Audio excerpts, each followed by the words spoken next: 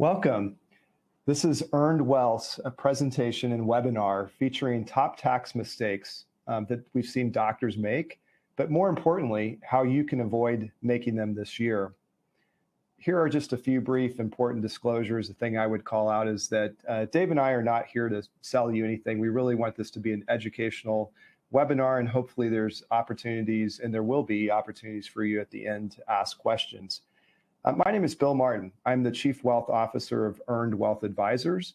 We are a wealth management and tax firm that specializes in helping doctors both with their practice and their individual wealth and tax needs. Dave, maybe a quick introduction before we get into the presentation. Sure. Thanks, Bill. My name is Dave Harlow. How's everybody doing? I'm a senior wealth advisor here at Earned Wealth. I've been in the business for about 20 years or so, just enjoy. Mostly, I enjoy meeting with people and talking about life, but I also enjoy solving some of their financial questions as well. So anyway, but yeah, happy to be here, and hopefully we can deliver some good information to you all. Thanks, Dave, and look forward to tag teaming with you on this presentation. What are we going to cover tonight? Well, first, there's some really interesting stats regarding doctors and taxes. So we'll take a quick look at the numbers and set the stage for why this is such an important topic. Then we'll move on to common tax mistakes that we've found kind of across our practice and interacting with thousands of different doctors. And as I said earlier, more importantly, how to avoid making those mistakes. We'll then turn our attention to some additional tax and wealth strategies that we think are important considerations for doctors, and then wrap it up, and would love to have your questions. There's a way in which you can submit those to us, and happy to answer those as we move along. So doctors and taxes by the numbers. You can see here, it's great that you can take care of us, but ultimately, who's looking out for you from a financial perspective? Some pretty revealing stats that are on this page. More than half of the doctors, through different surveys have come across, feel burned out. And what is a common cause of that stress and burnout is often around just anything money related. And so just thinking of how important it is to decrease that burnout rate. If you can take one of the leading causes and really eliminate that as a burden, we think it just elevates your ability as clinicians to take incredible care of those around you. Moving on to the middle, you see here 47% of doctors do plan to change jobs or exit the workforce in the next couple of years. It's a really, I was shocked when I ran across this stat.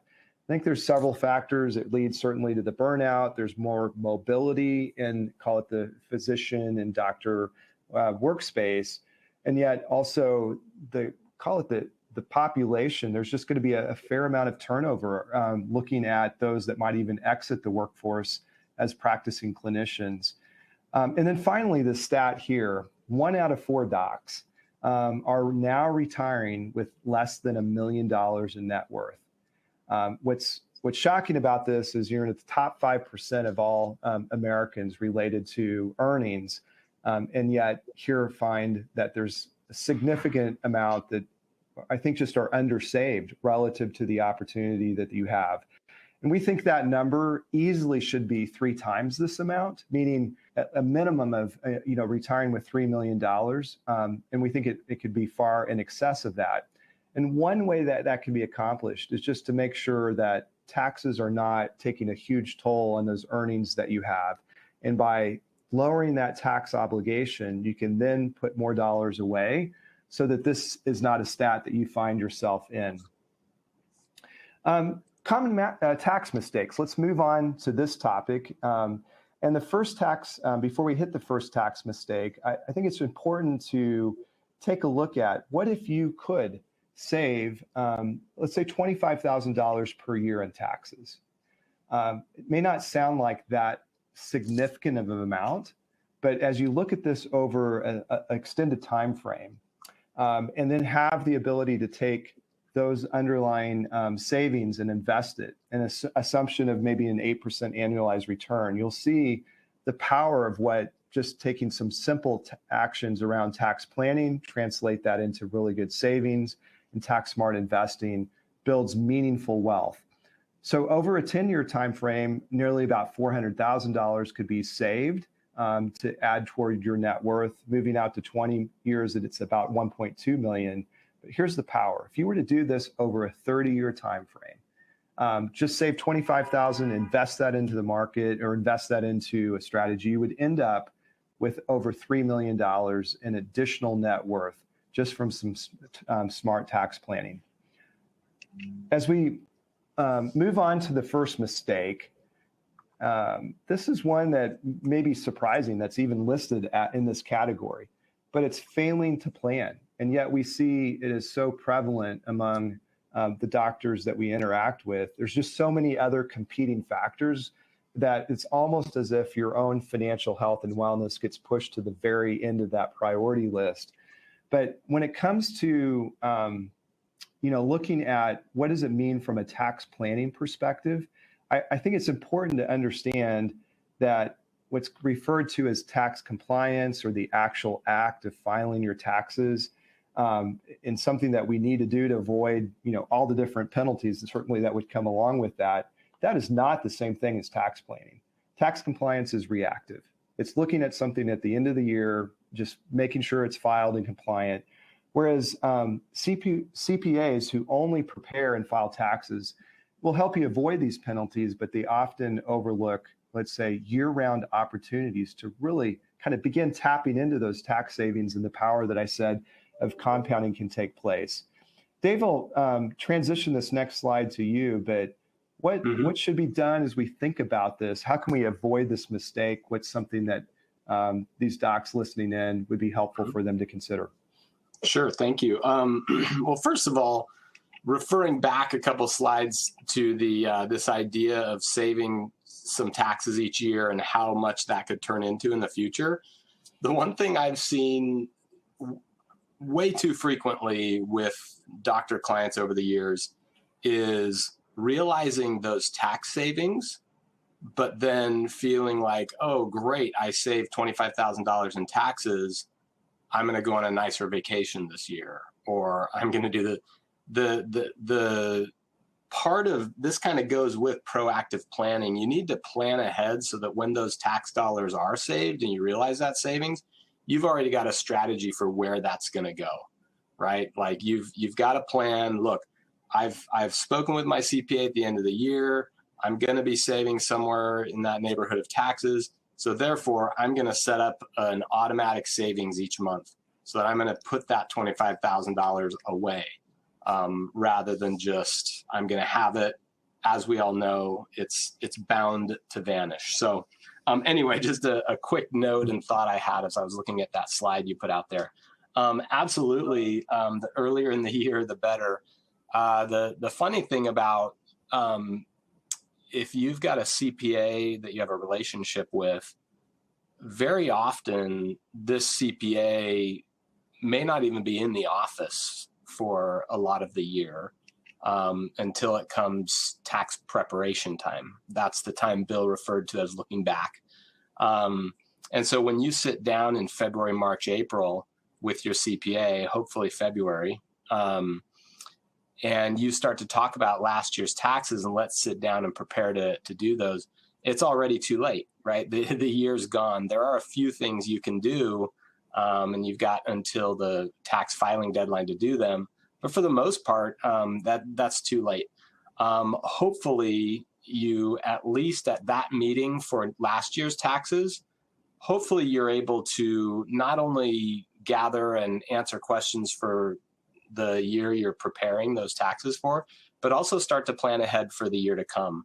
The last thing you want to have happen, and this is one that's probably one of the more common issues we run into, because a lot of physicians, as you know, are W-2 employees. And when you're a W-2 employee, there is not a ton of flexibility.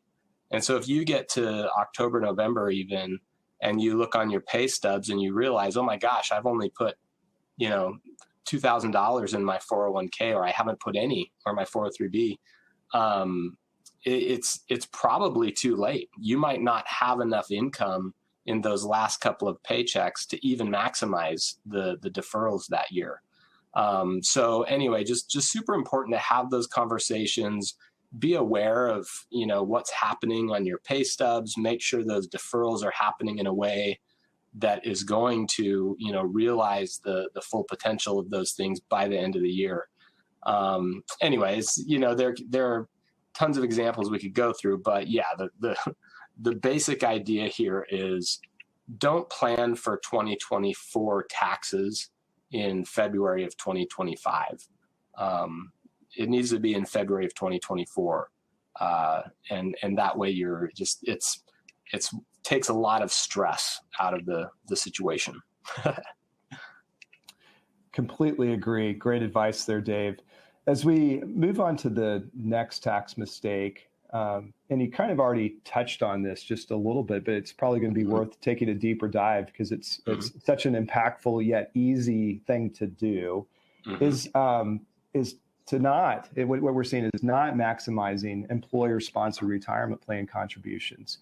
So it's not uncommon for doctors to miss this opportunity to really fully kind of unlock that full potential on their employer-sponsored plans. And these could be, you've named a few, like the 401k, or if you happen to work for a not-for-profit healthcare system, maybe it's a 403b. There's other plan types that kind of can be paired together that without like a 457, and even maybe a pension plan that could be combined in there. So we're finding whether you're a practice owner or working, for an employer, there's often a lot of really good ways to save money for retirement, but you got to take advantage of it. And if you don't, this could simply result on losing out key tax benefits, kind of this free money that also goes along with that with employer matches. Dave, I know the next couple slides kind of put this into even more perspective. Do you mind talking about this? And then we'll jump to some other things related to this retirement plan savings opportunities. Yep, for sure. So this is just sort of a recap on the allowances that you have as employees in terms of how much you can defer and how much can be put into that plan on your behalf. You can see here, there's, the light green, that's the, if you're under age 50, the maximum you can take out of your own salary is $23,500. If you're over 50, you can take $31,000 out. And when you combine what you're taking out of your own salary plus what your employer is putting in on your behalf, you get to this next section, which is the $70,000 maximum. So if you're under 50 years old, you can put up to $70,000 into a retirement plan for yourself, well, combined with your employer and what you're putting in. So 70,000 years, obviously pretty significant. And I think we might touch on in a second, but if you've got a 401k or 403b, you cannot do both of those at the same time. Like this limit applies to an aggregate of both of those types of plans. And it's measured by the taxpayer, not by the employer. So for example, if you do work multiple jobs and you're getting multiple W-2s and you're participating in multiple plans, you can't say, hey, I'm going to take $23,500 out of this 403b, $23,500 out of that 403b, and there you go. No, when you file your taxes, you're going to be in trouble. They're going to make you pay tax on one of those, sets of $23,500, and they're going to make you take it back out of your 401k plan. So anyway, just to be aware, you can't double up from that perspective. Now, you can double up if you've got a 401k or 403b and a 457 plan. That's a different kind of a plan where the employer is able to put money in there. It's kind of like you're able to put money in there through your employer's plan. Anyway, it's an after-tax type of savings plan. But anyhow, you can do that in conjunction with your 401k or 403b, so you can double up these amounts.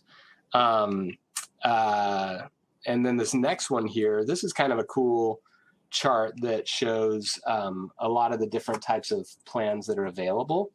A lot of our physicians are, in groups and so forth, but we also have quite a few that are solo practitioners, and they're able to kind of get a wider array. There are more options available to those taxpayers. But anyway, so what we've got on this chart, you can see there, obviously there's the traditional IRA.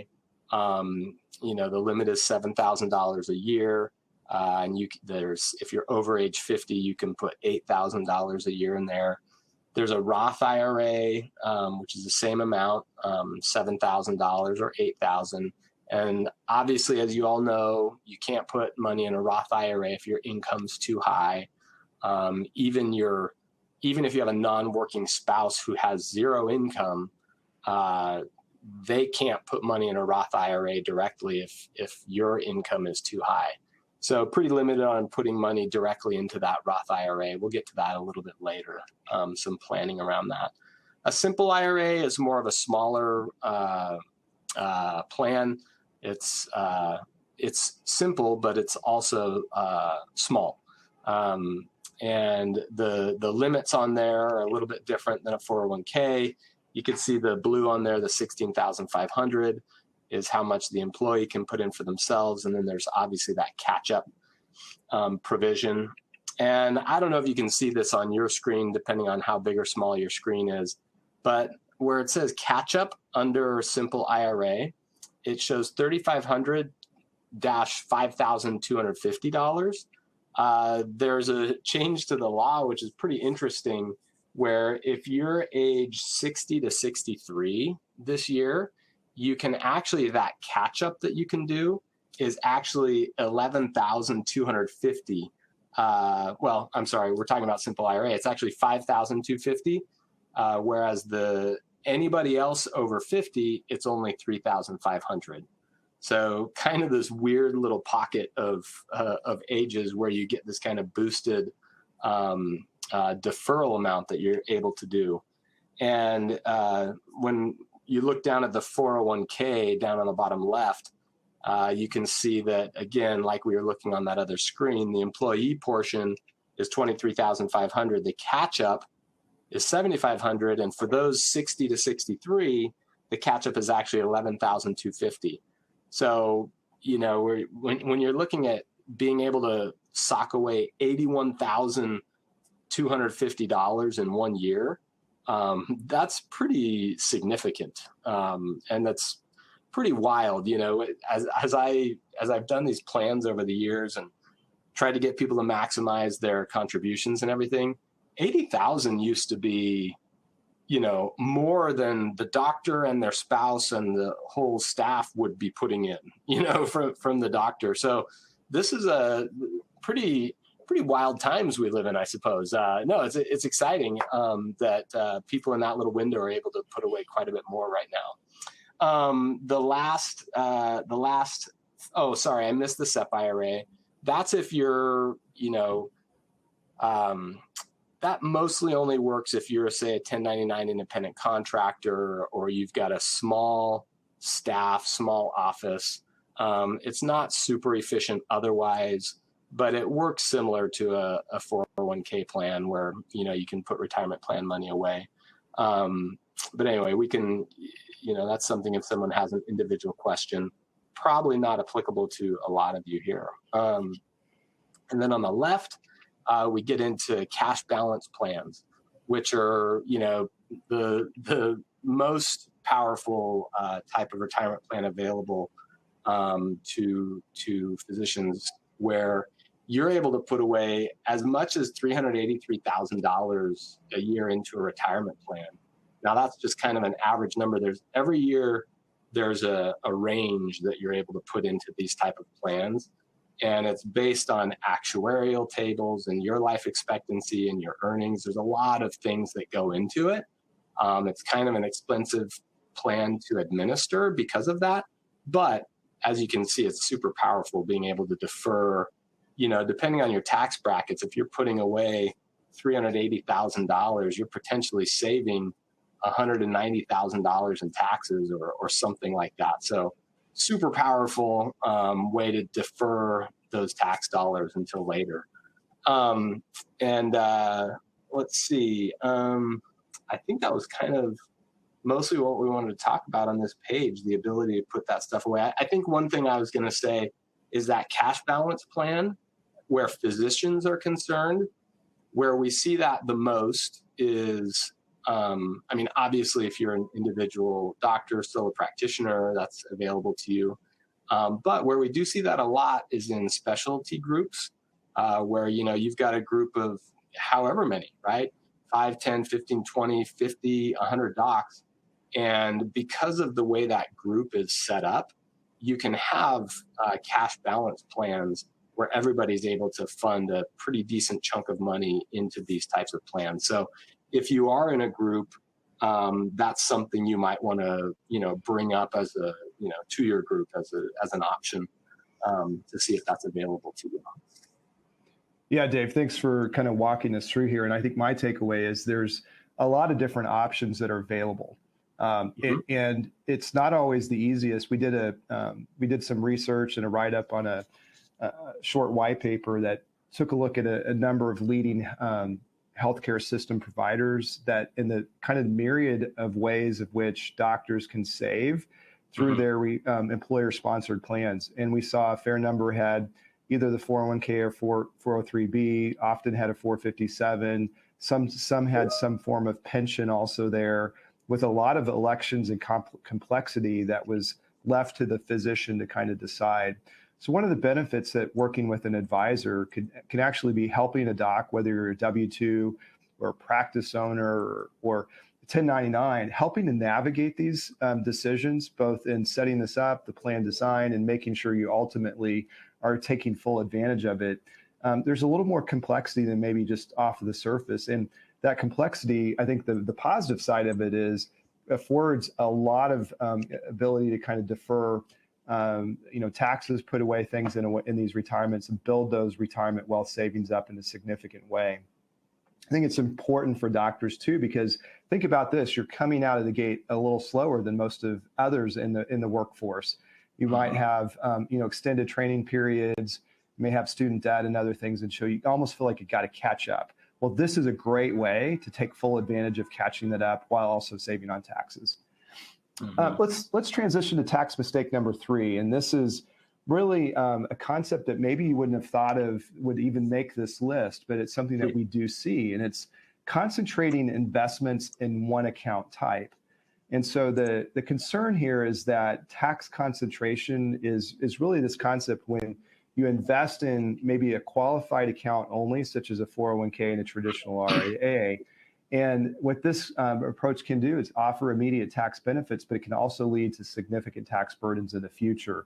So it's not uncommon for us to see, kind of going back to how is a doctor's net worth, kind of what's the composition of those, being heavily skewed toward, let's say, these qualified or retirement type of accounts, which when it comes time to pull these dollars out, there's just less flexibility around that versus a concept here that we'll talk about that's really what I'd say using a tax diversification strategy. So the simple pie chart on the right kind of describes what this concept is finding a way to kind of balance between these different account types and the tax statuses that are there, and funding these in a way that makes sense, that gives you just a lot more flexibility when it comes time to actually tap into these pools of dollars. So what we were talking about on the previous couple slides was really in either the tax deferred bucket or maybe the tax free. So the tax free is really those Roth provisions that are there. Sometimes inside the 401k plan, there may be the opportunity to put in, even though if you're excluded from let's say a contributing directly to a Roth IRA, but through the plan, you'd be able to do that. That could be an option. You'd have to run some analysis of what's the smart, both tax benefit now and into the future, but be finding ways to build wealth in each of these buckets is important. Taxable, think of this as like your brokerage or investment account. and finding ways to, again, be smart about those savings. Dave, I know you referenced early on, kind of going back to that slide that talked about the power of the compounding and all that. This might be one of those ways, kind of outside the employer-sponsored plans, to begin a systematic way to start in building up wealth inside this taxable bucket. And we'll talk about in just a minute kind of the benefits if you take this approach and the flexibility that it has later on as you begin to tap these. But this is a very common mistake and is a pretty easy solution around how to avoid that. It's really this concept of building a better tax diversification strategy around how you build your wealth. Moving on to the next slide here, tax mistake number 4, not writing off business expenses. And so we've already kind of referenced this. If you're, employed physician, W-2 income alone allows for, maybe fewer business deductions than if you're a 1099 or a practice income. But independent contractors, we find, often are forgetting that they can also deduct some business expenses. And Dave, as we move to this next slide, would love for you to unpack what are the solution and what are some examples that you've run into. Sure. Yeah, it's interesting because when you're a W-2 employee, if you're with a big organization, sometimes there's really not a lot of flexibility.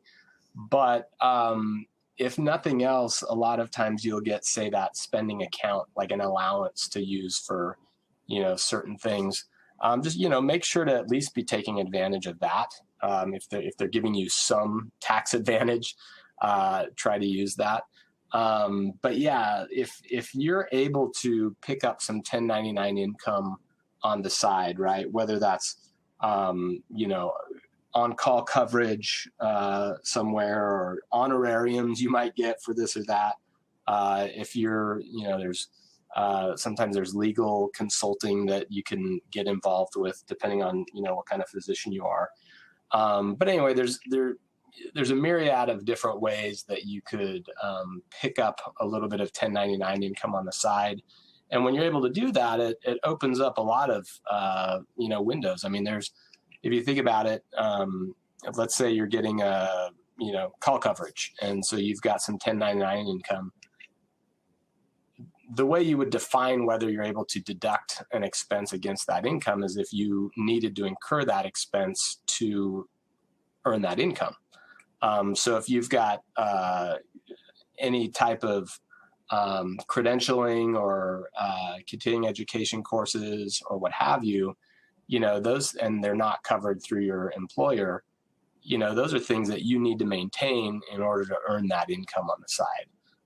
So, you're obviously able to at least take that 1099 income, use it to fund some of those expenses that might not otherwise be able to be written off from a tax perspective.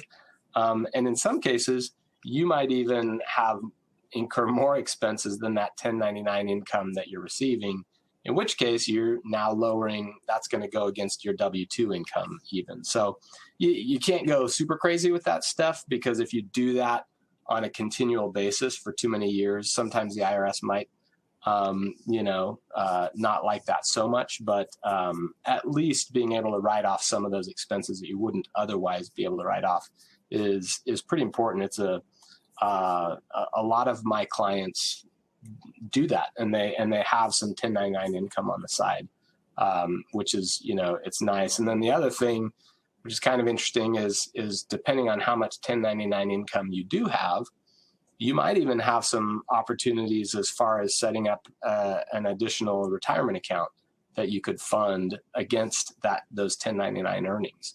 Like we talked about a SEP IRA before, you could probably set up a little SEP IRA or something like that. So anyway, it's just, as you're able to do that, you're able to write some things off that otherwise you wouldn't be able to. And sometimes it might not be super impactful, right? Like it's not like this is going to change your life forever, but sometimes it just feels good. You know what I mean? Just stick it back to the man, and, just get a little bit here and there. It just kind of feels nice, and it's satisfying. So anyway, there's ways to do that, and hopefully you'll take advantage of that. And that every little bit adds up, right? If you do that for 20 or 30 years, it can be pretty impactful, actually, at the end of the day.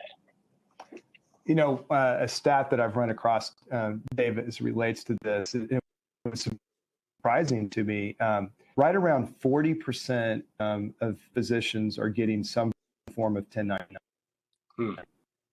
I think it kind of comes down to behind it. Well, there's more flexibility, I think, in kind of how you can earn that income in the workforce today. But there's another reason too. You can be very strategic for both maybe just additional kind of income, but in addition, as you kind of outlined here, there's a lot more flexibility on how you can take full, advantage of these deductions. And so I think part of a role of what, a tax and wealth advisor can do at a planning perspective is help the docs understand those trade-offs of looking at, yes, maybe this is a few more hours in a particular work week, but then what's the financial benefit, and then help you trade off, is that the right decision for you and your family? But again, it can be a powerful tool, and a lot of physicians are taking advantage of that. So let's transition to this third topic of just some additional tax and wealth strategies for doctors to consider. There's a term that you may not be familiar with, but we wanted to introduce it to the audience today, and that's really this tax smart investing concept of custom indexing. And custom indexing allows you to own the individual securities that are typically bundled inside a mutual fund or an ETF. So you see in this visual, a mutual fund and ETF, it's almost as if these underlying securities are held inside a safe or a vault. You kind of have them, you own them, but you can't get access to them. In the same way, custom indexing, you own those same or very similar set of underlying securities, but through the vehicle itself, it kind of unlocks that. And there's a reason we'll get to why that's important for high income earning professionals, such as doctors, in just a minute. But one aspect that does give you a lot of more control over both your investments and enables you to do things like very targeted tax loss harvesting that can add some nice after-tax benefits for you as an investor. So let's talk about that concept of tax loss harvesting. So the image on the right, what this is showing is the green dots, kind of year by year, what does the market perhaps do? And in most of the years, not all of the years, it's about 70% of the time, the market is up.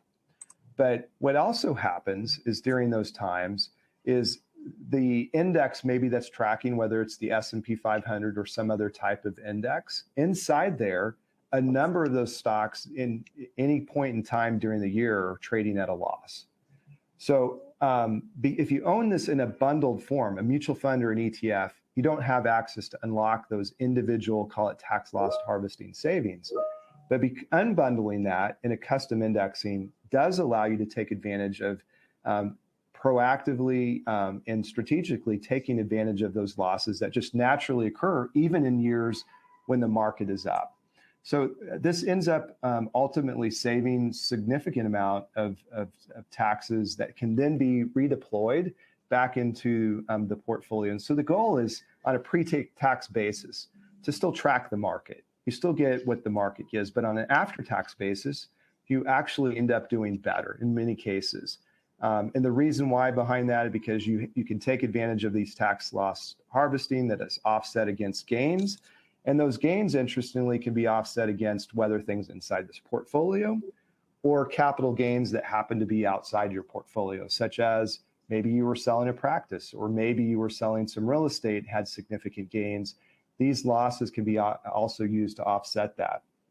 Now, we are deploying an interesting strategy for those that have a planned, let's say, practice sale or a big event in which they know they're going to realize in a given year a significant amount of capital gains.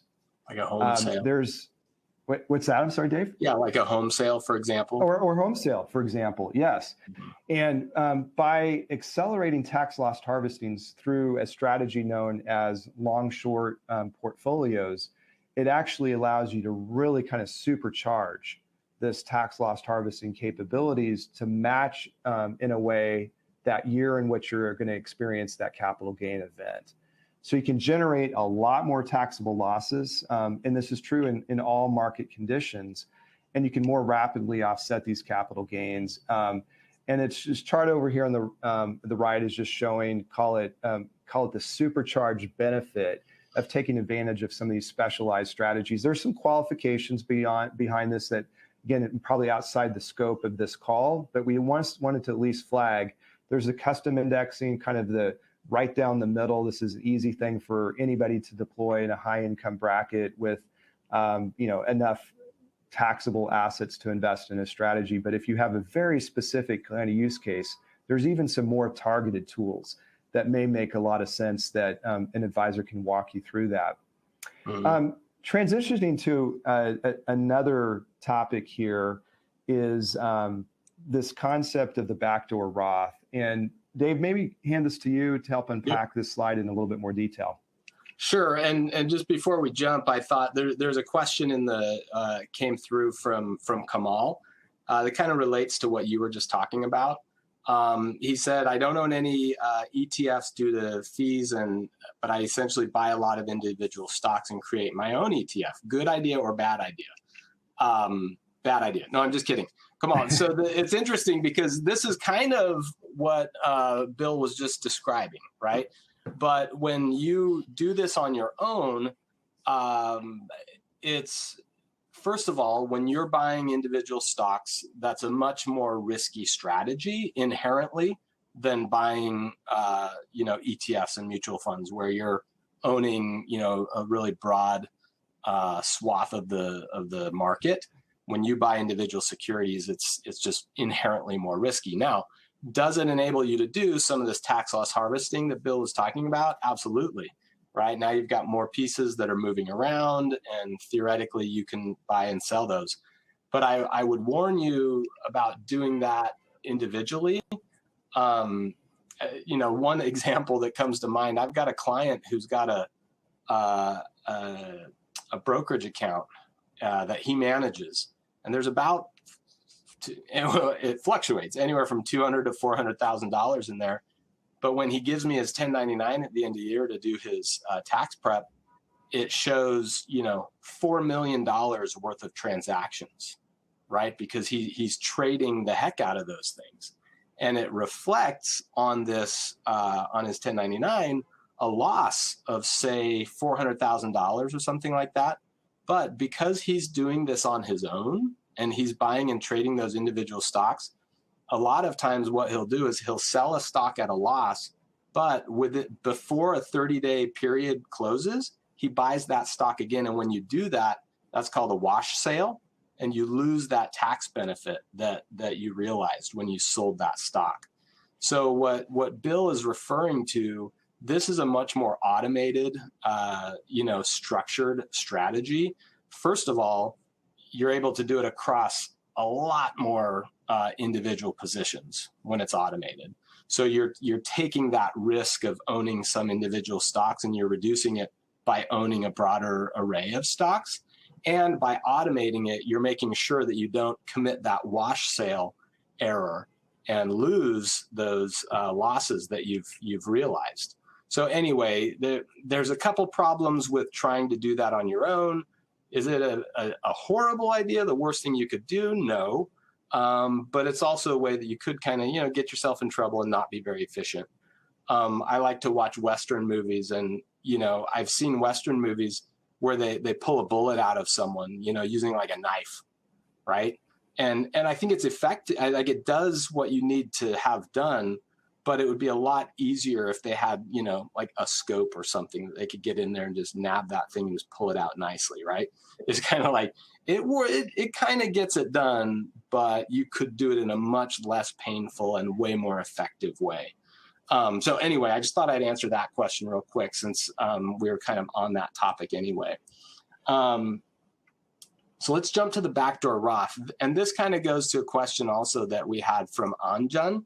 That what are the limitations on Roth conversions?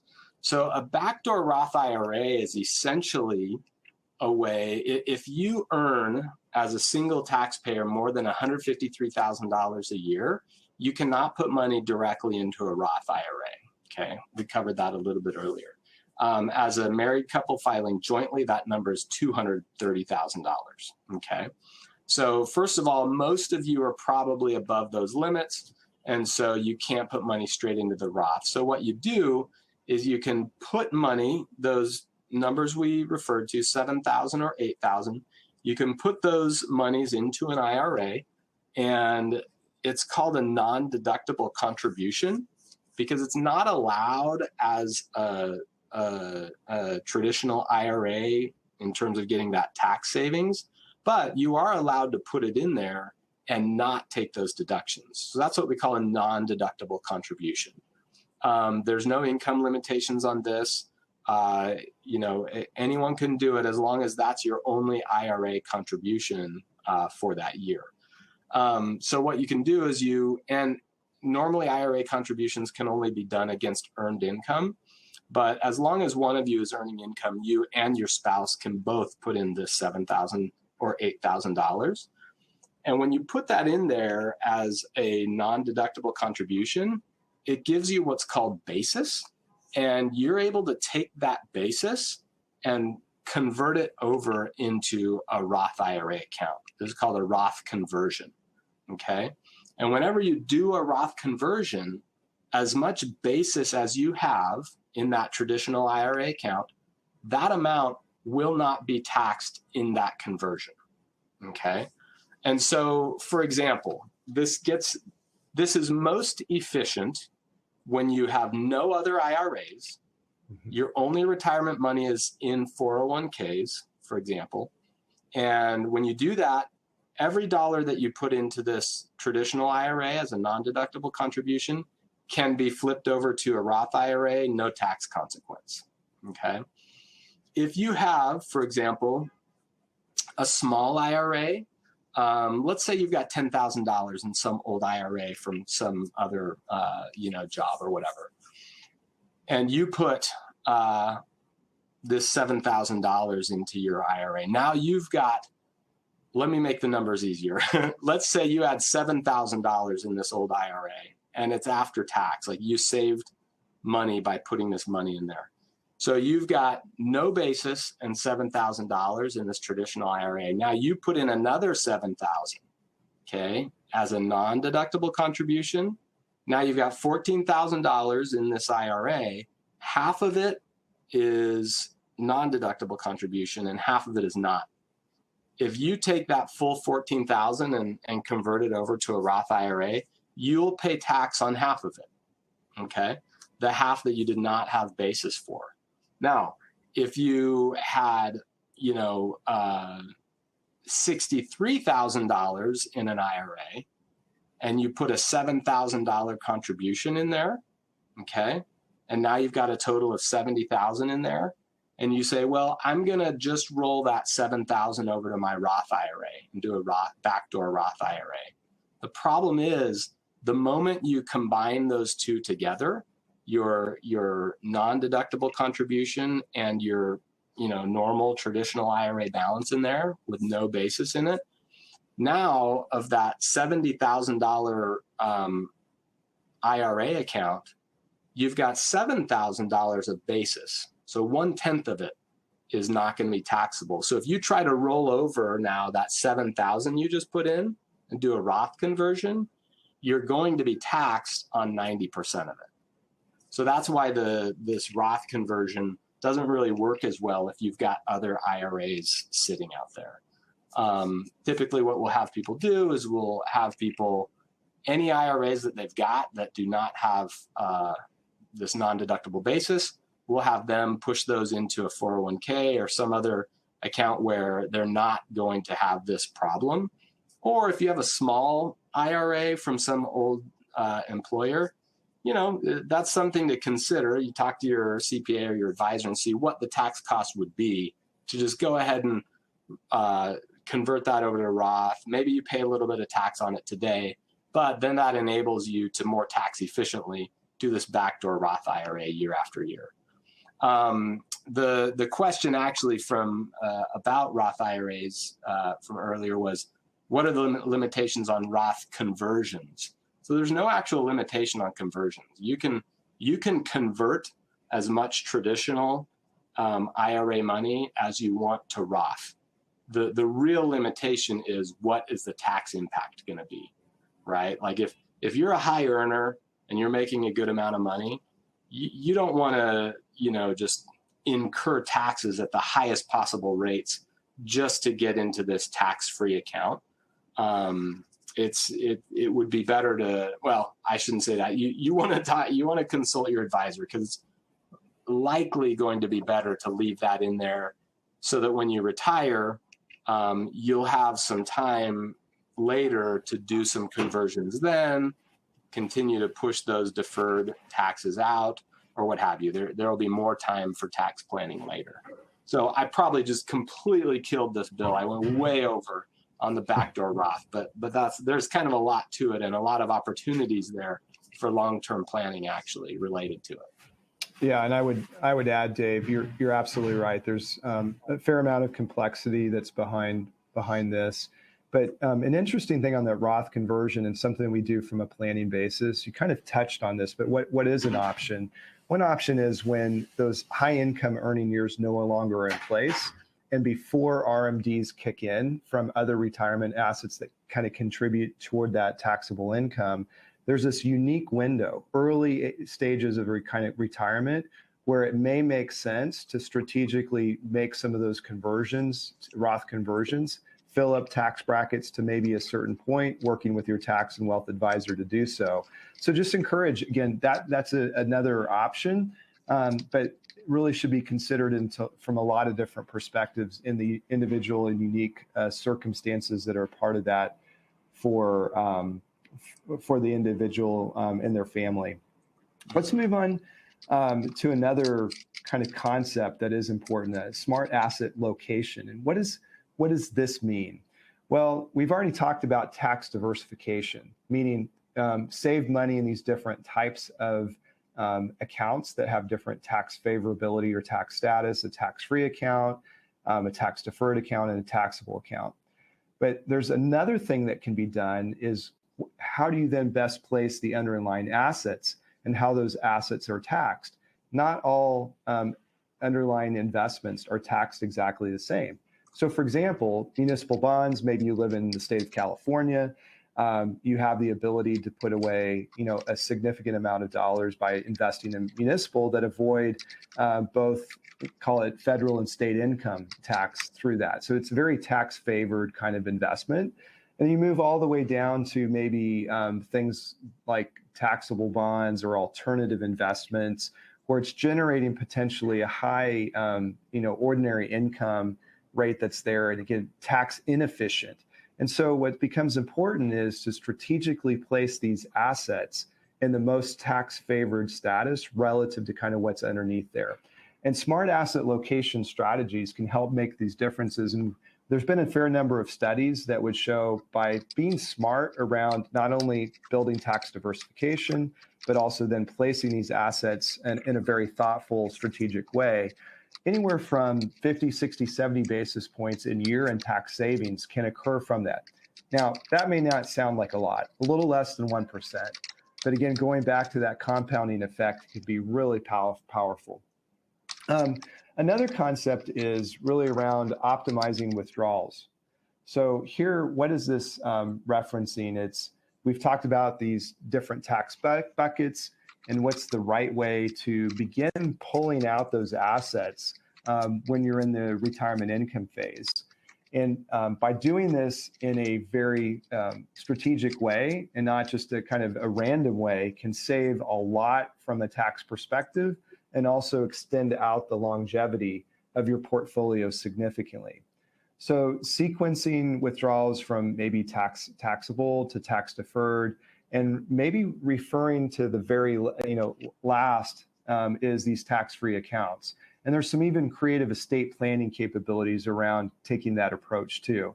Now, I would maybe put this disclaimer. This is a starting point, but each individual set of circumstances and looking through kind of the financial planning and a tax lens as well will help drive what's the best and optimal way in any given, call it tax year, to pull out these assets as you're needing income once you hit that income phase. But another strategy that's often overlooked, and I think is an important way for investors, for physicians and others when they're in that retirement income phase, just to minimize that tax burden and continue to build the compounding effect of their wealth. This next slide, Dave, here relates to just, there's a lot of things, some of which we talked about, some of what we didn't. How would you kind of maybe put a bow on this, given what's outlined here in the slide?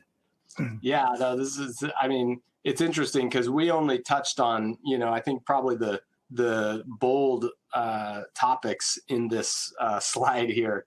And you can see there's a ton of other things that we could talk about.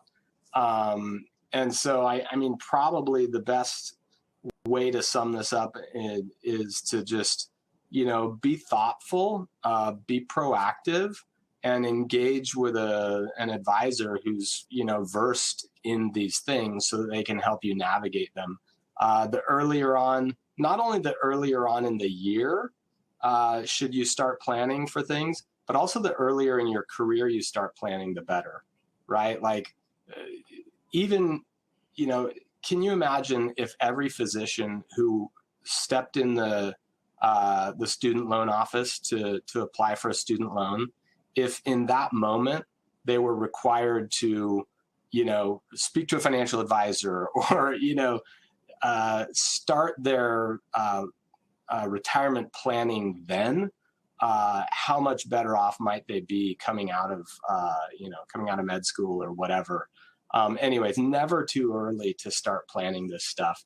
And I think that, hopefully, as you look through this, I mean, it sparks some ideas or some thought as far as things that maybe you haven't thought of or things that may or may not apply to you. Yeah, no, I think it's a great way. And there's just a lot of options that are out there. One thing, I guess, actually, I'd say two things that are on this slide that I just put maybe a little pin in for future conversation that's worth. If those on this call that are very charitably inclined, and you have, let's say, a really high income year, something such as a donor advised fund may be a really interesting strategy to deploy. Again, won't unpack it here, just kind of flag that and may be worth, a future conversation. Another one here is really around, you see these tax-free exchanges like a 1035 or 1031 real estate exchange that's here. A lot of doctors own real estate, and if there's an opportunity to potentially defer those taxes through an tax-free exchange, that is something else that I think is an important consideration. There's a fair number of rules that are around that, and to make sure you kind of hit those just right. But if you do, a 1031 real estate exchange could be a really important strategy. So again, just highlighting a couple other things we didn't get time to touch on. But here's a great way. I know we talked about from the very start, if you were to take $25,000 in tax savings through some of the strategies that we talked about and just invest that smartly and not just go spend it, you can end up with, over a 30-year time frame, potentially around a $3 million excess net worth. This is just showing the benefit of the impact of some just smart investing, some of the things that we talked about here, versus those that maybe aren't deploying some of the smart investing strategies that we talked about. And in this very similar fashion, starting with $1 million, compounding that out over a different time frame, especially becomes incredibly powerful over, let's say, a 30-year time horizon. Two portfolios starting with exactly the same dollar amount and the same market returns, let's say, but one's tax inefficient and one becomes much more tax efficient in the way in which it's deployed, creates potentially up to about a $3 million excess net worth over time. So as we're talking about this, and I gave you that stat at the very beginning, 1 out of 4 doctors we're finding right now are retiring with less than $1 million. Just on this conversation here, we've given you some things that can really, we think, supercharge your net worth by deploying both tax smart strategies and then coupling that with some really good tax smart wealth management, ultimately helps unlock that full wealth potential that we know that doctors can actually experience and then enjoy. So what we would like to do, we'd love to have a chance to book a meeting with us at earnedwealth.com. You can go out there, you can go to that website, Find out also just through some additional educational resources on how you can build your wealth more efficiently. And then through this, the very last slide here we'll leave this up for you, but it's a QR code that'll take you into Get Started and can book a complimentary presentation or complimentary consult with one of our tax and wealth advisors. Dave, I know there are a number of questions that we cannot get to in the remaining 5 minutes, but what I guess I would direct is, why don't you take a look? I know we've touched on a few of them. Maybe pick one or two, Dave, that you think you'd like to take, share what that question is, and then give a stab at that before I wrap up. I'm sorry, Dave, I think you're on mute. So a few of them ask, what should my balance be in my 401k at age 45, 48, 60, et cetera? Super good question. Also very hard to answer just in this, situation, right? Like, everybody's situation is so different, from the amount of spending you have, your cost of living, et cetera. So that one's tough. A couple $1 million. How's that sound? A few $1 million. And then there's a couple of questions about, this one I think is pretty interesting. You touched on the charitable giving, because there's a question in here about, I'm a W-2 employee, I don't have a lot of other deductions, what can I do? And honestly, what came to my mind was charitable giving. That's one of the biggest ones that you can do. That can be a benefit. Now, your situation's tough. Again, it depends on how much other itemized deductions you've got, et cetera. The last one I'll hit on, which I thought was interesting, this person talked about, when I put money in an IRA, that money's stuck until age 60. Why not have in a brokerage account that you have money in your control? Great question. The beauty of putting money into an IRA, especially if you're talking about needing to use that money at age 60, for example, when you put money in an IRA, you're not required to pull that money out until age 75. So the best case scenario is, you put this money away, not only do you not touch it till you're 60, ideally you don't touch it until you're 70. And what you can do at age 60, 61, 62 through 75, you can actually start to do Roth conversions. And this is a great strategy. Like, if you're planning to retire anywhere between 60 to 65, even to 70, you're going to have several years of lower income where you can do these Roth conversions in really low tax brackets. And then that money becomes not just tax deferred, but it becomes tax free forever. So there's some really good planning around that. And so I would say the answer to that question, putting money in a brokerage account is awesome. But to Bill's point earlier about kind of tax location, it's great. You want to have some of all, right? Everything in an IRA is problematic. But if you've got a nice chunk in an IRA, that gives you a lot of planning options. But you do need to have some in some brokerage accounts as well, in our opinion. So that was a couple. Hey, Dave, thanks for tackling those, and we'll try to follow up with some responses back to the remaining questions that we weren't able to get to. Dave, it's always a delight to get a chance to co-host a webinar like this with you. And we do hope for those that are listening in that you found this informative with some really actionable takeaways. We'd love to get a chance to meet you and use this QR code to book that free consult. I can promise you that you'd find that incredibly worthwhile an investment of your time. Thanks again for the commitment this evening of listening in, and we welcome the opportunity to continue to carry on this conversation with you individually. Thanks so much, and be well. Thanks, Bill.